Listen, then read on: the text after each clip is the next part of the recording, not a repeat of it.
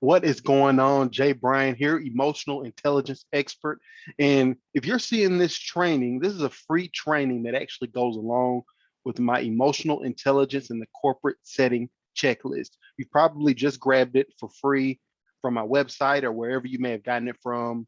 Maybe it was a freemium offered at a speech that I've given at your organization or an event that you were attending. And you're wanting to know, okay, I have this checklist, Jay, but how do I apply this specifically? I see the things that you have on here, but how do I apply this practically to my team, my department, my organization, my company? How do I apply this?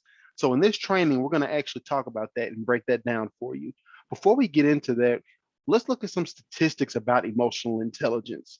Why is emotional intelligence so important? So I found out a few interesting statistics here. So the first couple come from a 2011 Career Builder survey. 71% of employers say they value EI, which is short for emotional intelligence, over IQ in their employees.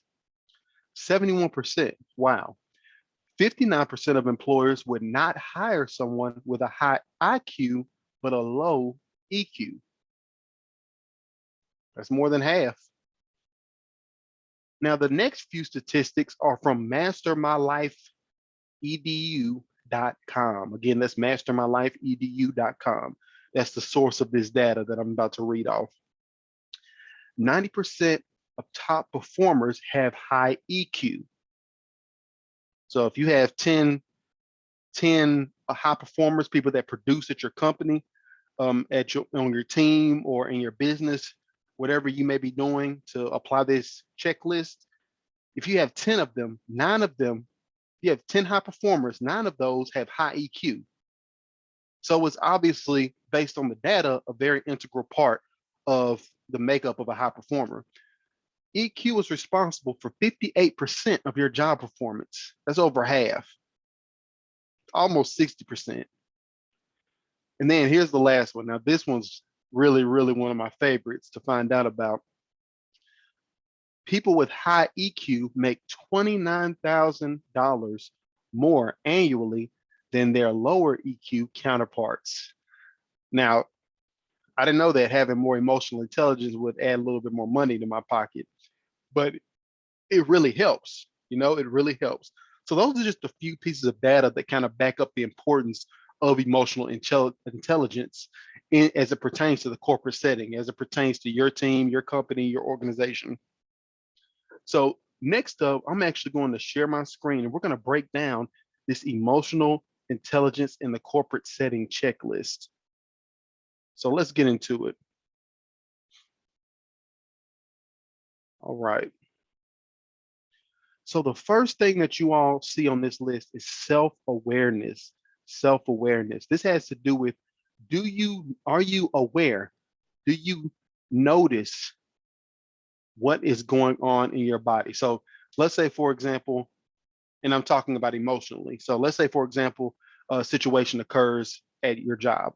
So let's say you're a manager and your manager comes to you and they're like, hey, John, I'm just making the name up. Hey, John, you need to have this report to me by tomorrow or else, I'm just making something up.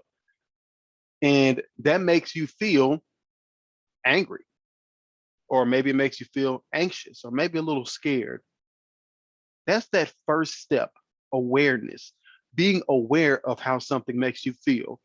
We cannot do the rest of the steps on this checklist, or you won't be able to train your team to do this until you first talk about that first step, self-awareness.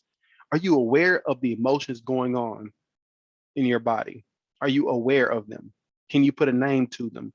So a great practical way to actually do this is using something called a feelings exercise, or a feelings ID is what I call it. And it's a quick exercise. You get a piece of paper and you want to try to do this anytime you have a feeling come up that you might not be able to readily identify. So for example, what you'll do on that piece of paper is you'll say, I feel blank.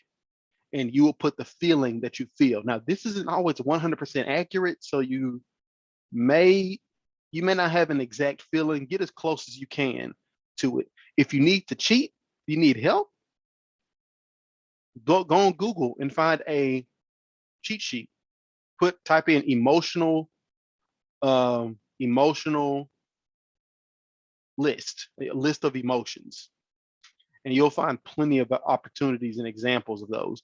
But say, I feel blank, then say, I first remember feeling blank, whatever emotion that you put in the first sentence. I first remember feeling blank when blank. And what you want to do at this point in that second sentence is you want to think back as far back as you can to the first time you remember feeling that similar emotion. What this does over time is this helps you to identify, become more self-aware, and identify those emotions in yourself. Then you can move forward with the next steps. So that's self-awareness. The next one is intrapersonal reflection. This is reflecting in yourself. It's intrapersonal. So intrapersonal reflection has to do with sitting down and looking back at the situation that led to the emotion. We've already identified the emotion. This next part is reflecting on what led to the emotion. So remember that last example, I said your supervisor, or maybe one of your team members, or maybe one of your coworkers came up to you and said, "Hey man, we got the numbers came in and we're ahead in this state. We're top of the list." You might be excited. So what you want to do practically for this is, after you've identified whatever you're feeling, sit down and reflect. It takes a couple of seconds, and just think in your head, what was the situation that led to that emotion? Was it my coworker coming to tell me that great news?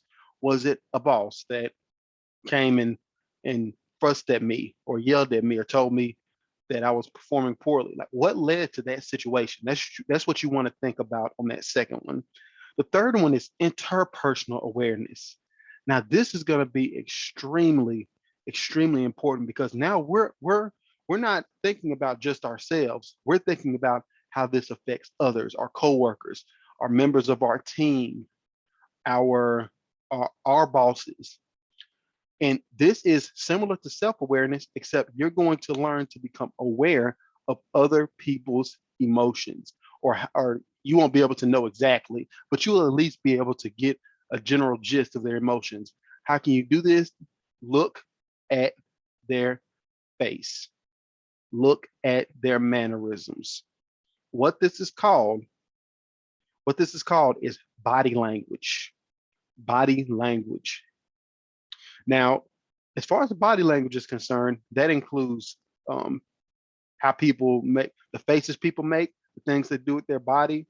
All of these things you want to learn to pay attention to in a practical way. You want to be able to look at someone and kind of figure out what does this mean. Now, some things come naturally to people. They understand what something means. For example, if someone's looking like this, probably frustrated or mad. You can see that. That's pretty clear. Somebody's looking like this. They're happy. They're excited about something. If somebody's talking very fast and they're excited, they're happy, they're excited. These are the things you're going to want to look at when you're having conversations with your team, your your company as a whole. You want to look at your people's faces, and you want to see their body language. How are they sitting? Are they slouched?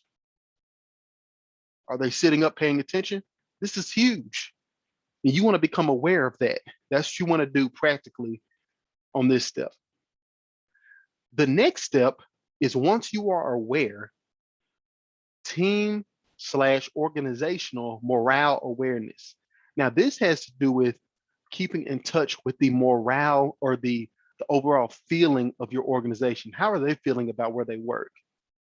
In order to do this, you have to use, you can't play a guessing game. You're going to have to use the numbers. Men lie, women lie, numbers don't lie.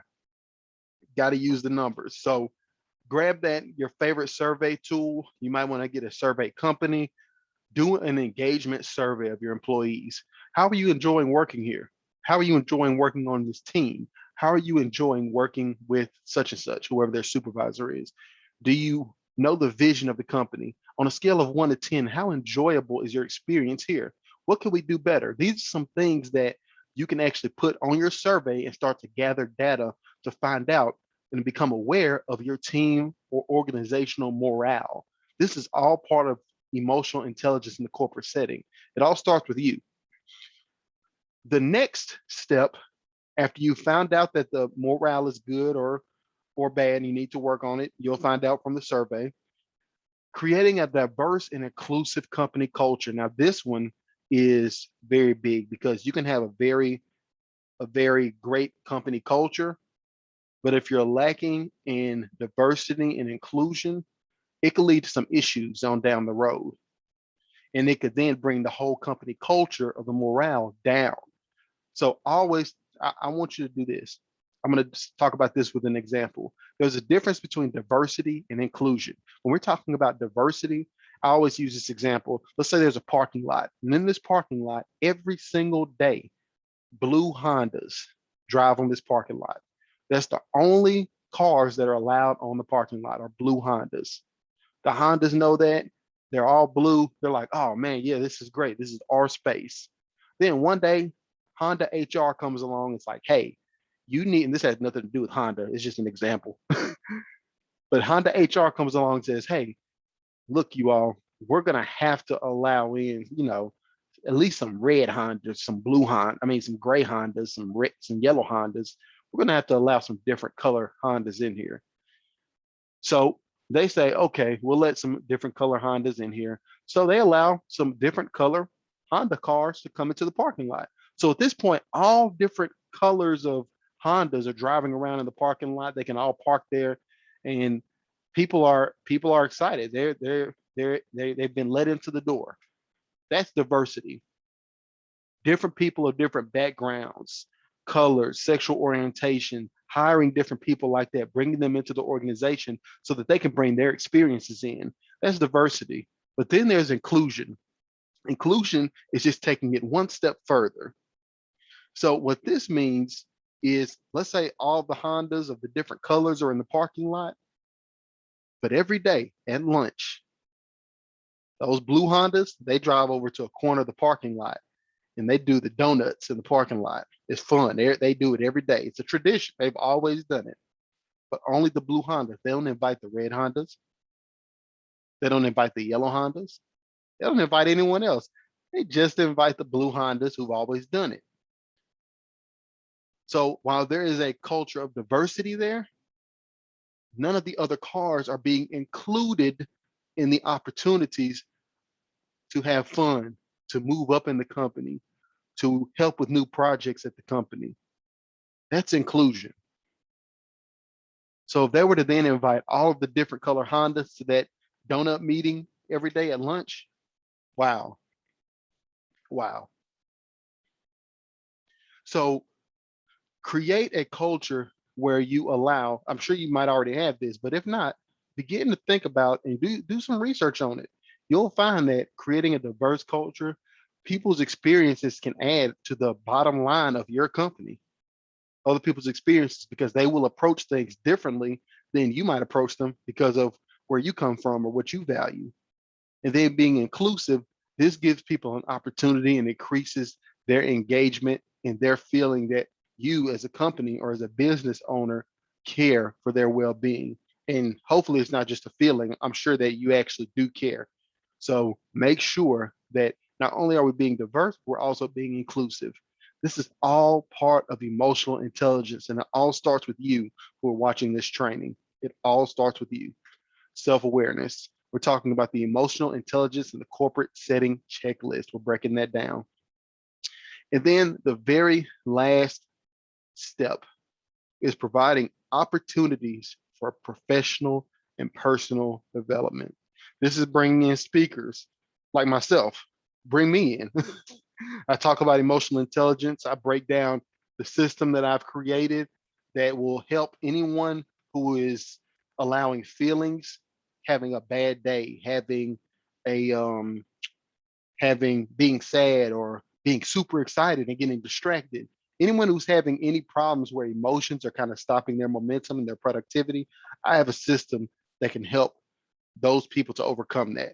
So bring me in, bring in other speakers who talk about different topics. Allow your employees, your team members, your coworkers, tell them about it. Let them come to those meetings. Provide courses for them. Order books for them. Start a book club. Provide opportunities to help them, because no matter how good of a company you are, Everyone's not going to stay. People are going to move to another level.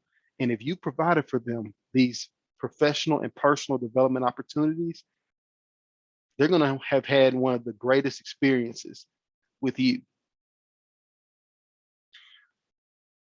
So to sum up the emotional intelligence in the corporate setting checklist that you've gotten, we're having a training right now that's breaking it down. Just a quick recap: self-awareness, intrapersonal reflection, interpersonal awareness, this is being aware of other people's emotions that you're talking to, team/organizational morale awareness. This is this is just being aware of how your company feels using surveys. Diverse and inclusive company culture. This is allowing for people of different backgrounds and experiences to be hired on into the company, and to be included in the opportunities that you have. And then the last one, opportunities for professional and personal development. This has to do with just providing those chances for people to learn and grow, not just for the company, but to grow in general as people, as human beings. You provide those opportunities, and your people, the people that you work with, that you grow with, that you produce with, will love you for it. They will love you for it. Again, my name is Jay Bryan, and always remember this, you all. Your outside needs what's inside. Your outside needs what's inside. You all have a great one. Make sure to hit me up, www.jbryanspeaks.com, to book me for your next event.